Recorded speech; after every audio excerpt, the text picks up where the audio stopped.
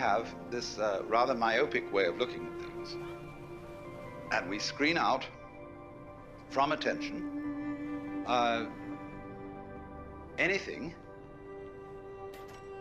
that is not immediately important to a scanning system based on sensing danger. But quite obviously, you as a complete individual are much more than the scanning system.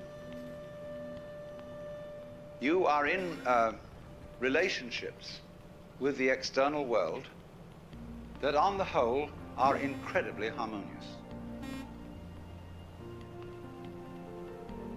The energies of life in the form of temperature, light, air, and food, and so on, are streaming through you all at this moment in the most magnificently harmonious way. When anything is constant, it says, okay, that's safe, it's in the bag, needn't pay attention to that anymore. And therefore, we eliminate systematically from our awareness all the gorgeous things that are going on all the time, and instead only become focused on the things, the troublesome things that might happen to upset it. Which is all right, but we make too much of it. We make so much of it that we identify our very selves, I, ego, with the radar, with the troubleshooter. And that's only a tiny fragment of one's total being.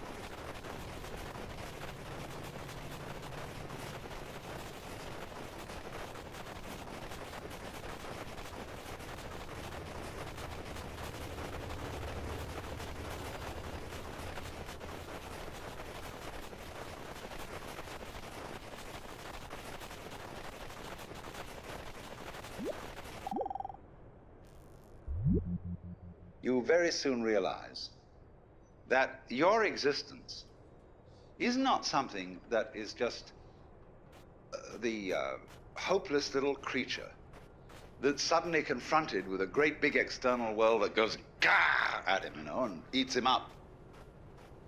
Every tiniest little thing that comes into being, every minute little fruit fly or gnat or bacterium, I will go so far as to say, is an event upon which this whole cosmos depends. This thing goes both ways. It's not only that every little organism which exists depends on its total environment. The reverse is also true, that the total environment depends on each and every one of those little organisms. So that you could say this universe consists of an arrangement of pattern in which every event is essential to the whole thing. Now, we screen that idea out of our consciousness in exactly the same way that we screen out the perception of space as an important reality. Just as we pay attention to the figure and ignore the background,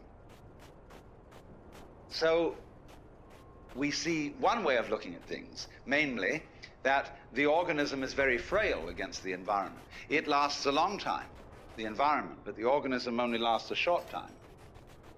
What do you mean the environment lasts a long time? What does the environment consist of? Just a lot of little things. When you get far enough away from all the organisms and the little bits of things, you see the environment in another scale of magnification. But actually, the whole thing is arranged in a polar system where the enormous depends on the tiny and the tiny depends on the enormous. And you get a relationship between these extremes, which can be called a transaction. They always go together. So in this way, we are always, as it were, overemphasizing a certain aspect of our experience.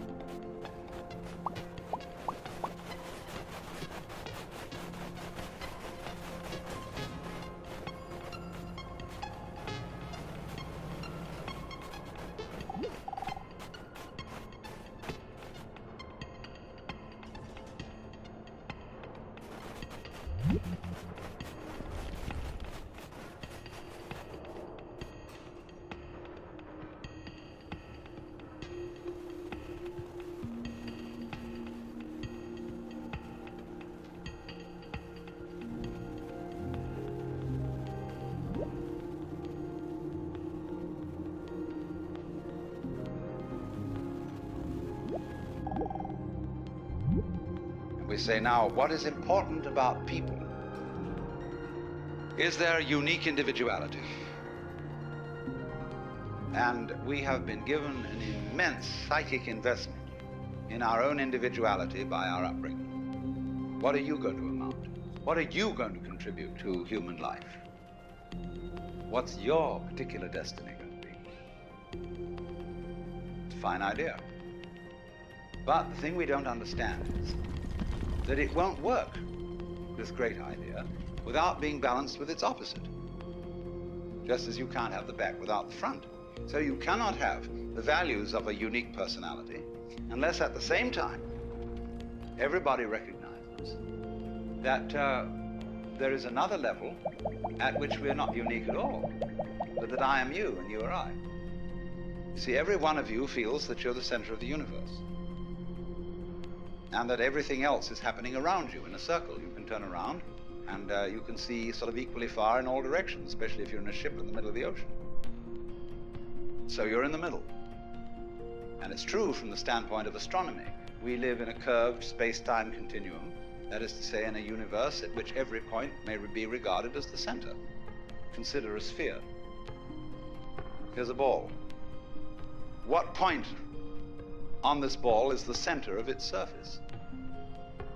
You can see at once that any point can be the center of its surface. So legitimately, all points in the universe are the center.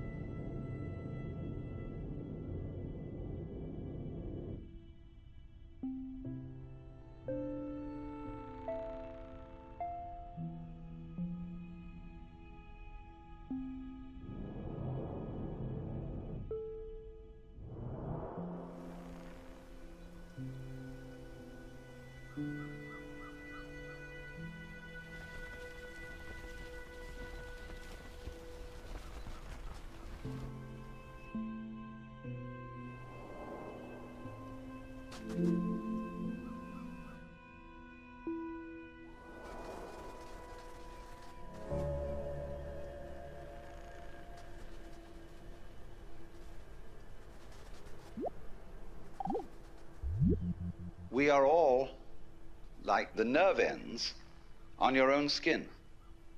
See, at every point on your skin, there's a little nerve end going beep and getting information from the outside world. Another and another and another, all over. And they all constitute your total sensitivity. So in the same way, when all these people sitting around here, with their little eyes and little ears and things, they're going beep, and they're all really one common center called I, which is looking at itself from ever so many different points of view.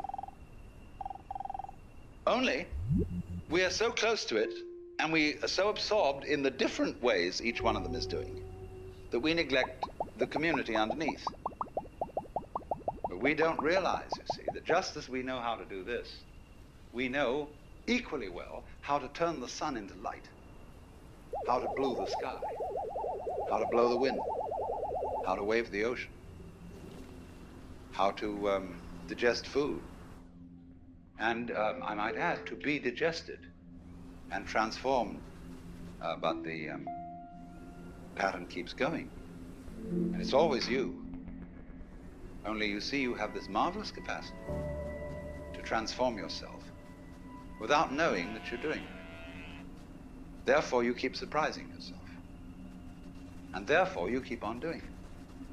Because if you didn't surprise yourself, you wouldn't go on doing it. It's just the very fact, you see, that you seem to be the victims of a thing you don't understand, and that you seem to conclude your life every time in a wipeout called death, where all your control goes, is just exactly that opposite condition to what you call being alive that allows you to be alive.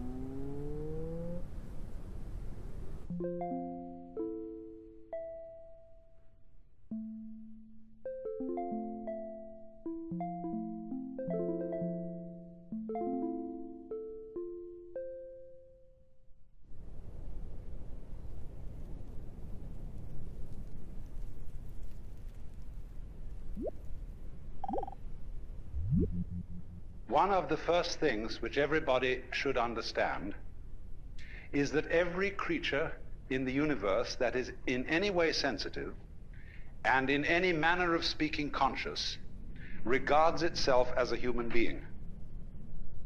That is to say, it knows and is aware of a hierarchy of beings above it and a hierarchy of beings below it. If you take such a tiny creature as a fruit fly, which lives only a few days, it is aware of all sorts of weird little animals and objects and spores floating in the atmosphere which we don't even notice unless we've got a microscope around. And it criticizes them as being inferior animals and all that sort of thing, whereas human beings are things that it doesn't comprehend. They're as much outside its intellect as a quasar is outside ours. And we see these far-off objects floating in the heavens, and we have only the vaguest idea of what they may be. But there is, I think, a fundamental principle that everybody must understand, and that is the principle of relativity. That is to say that wherever you are, and whoever you are, and whatever you are, you're in the middle. That's the game.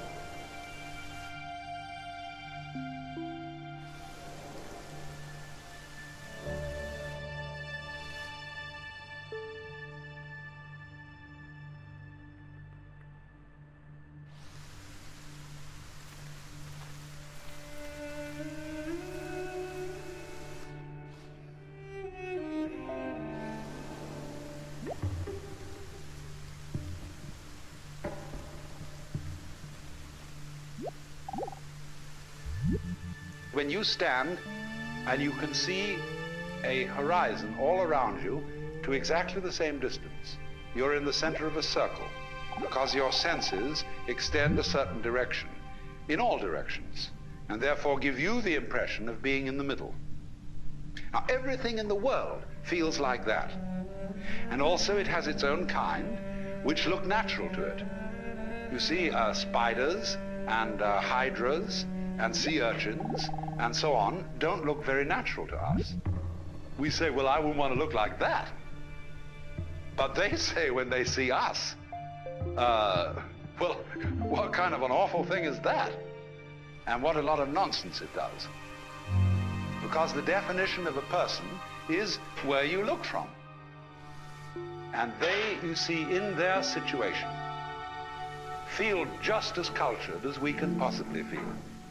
And they have their distinctions and their snobberies, just in the same way that we do. Because you see, they dig all sorts of things that we don't even notice. We think a person is cultured because they play the piano or the violin or they read poetry or they have a big library and they have paintings all around and they have a fancy house and so on, and we say, well, there's a person of culture, and we can see at once that this is really some rather elegant human being. But when you get down into the world of fishes, they have exactly the same thing. Only, instead of depending on collecting a lot of books and things like that, it is the precise way, the very subtle wiggles of a tail, the little tremors of vibration that makes one fish a very superior fish as compared with other fish. And all the other fish look at that one and say, oh my, to be like that, what a genius. To be able to do just that little extra thing, see? Because they're very sensitive.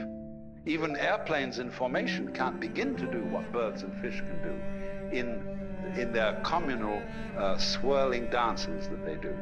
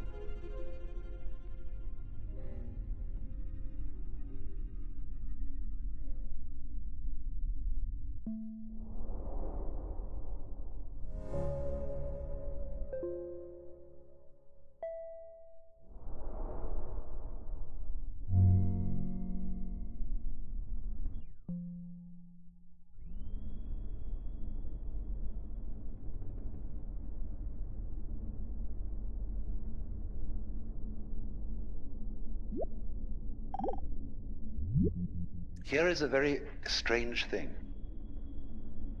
That every creature, therefore, which feels that it is human, and which knows that it's there in the same way as you know you're here, experiences being here as constituting a sort of blockage, the sensation of a certain tension which constitutes the feeling of I-ness, of there-ness, of being here. Because after all, every creature is a particular form. Everything is individual. Not only you as a total organism standing here, but all the component cells of your body. Each one of them has some sort of a feeling of its own. And it is individual. You can look at a microscope at the right level of magnification, and you can see that thing there with its own little life. And if you examine the stream of your blood, you'll find it full of all kinds of organisms that are having all sorts of conspiracies and games and plots and eating each other and doing these things that like we do. Only we realize that we wouldn't be healthy as a total organism unless there were all these wars and fights and plots and politics going on between the various cells in our blood. But from their point of view, you see, they feel a little bit put out because they're being organized.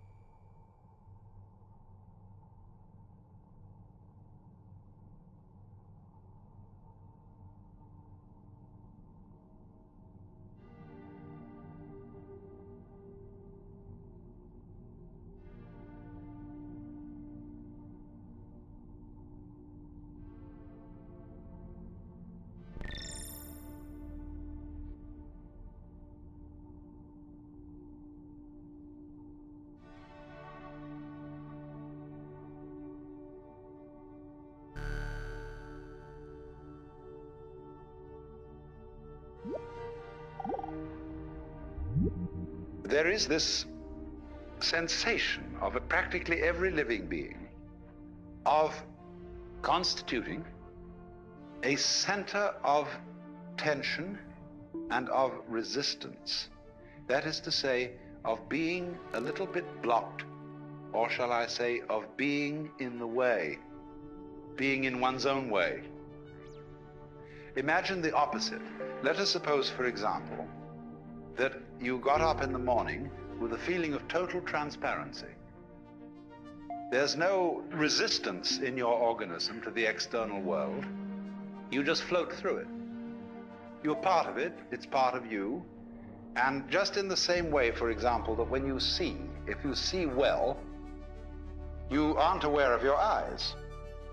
But if there's something wrong with your eyes, and you see spots in front of you, then you are looking at your eyes, and your eyes are getting in your own way. And so in exactly the same way, the perfect form of man is unaware of himself, because he doesn't get in his own way. He is thus, in this sense, completely transparent.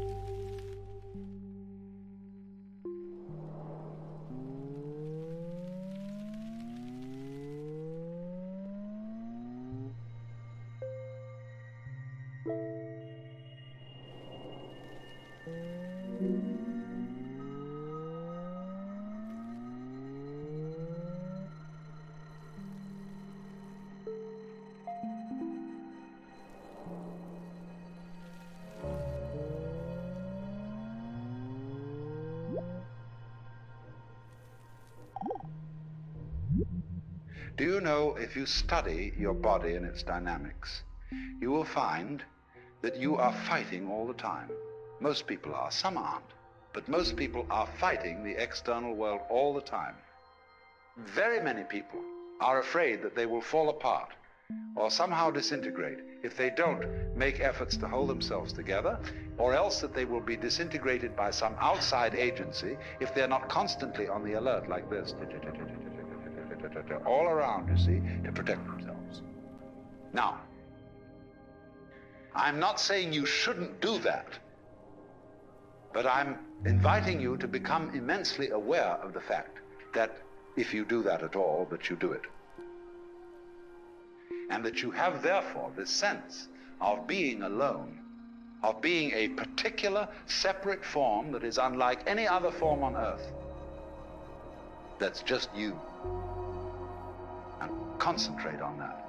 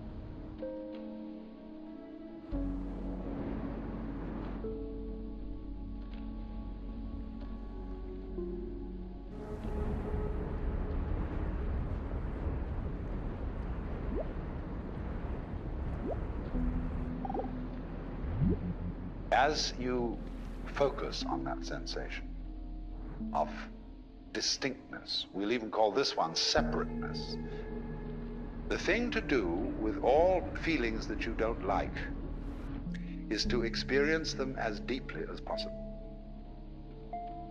and go into the inmost depths of loneliness, and indeed, let us say, the inmost depths of selfishness. Because you see, the sensation of being you, this curious, lonely center of awkward sensitivity, subject to the most peculiar feelings and pains and anxieties and all that sort of thing, all that is an essential prerequisite for feeling something else. These two experiences go together. So what anyone or any being whatsoever who has a sense of centrality, who has a sense of selfhood, who has a sense of identity, that sense of identity is inseparable from something else going on that is defined as not being me, as not being under my control, and that may jump at any time.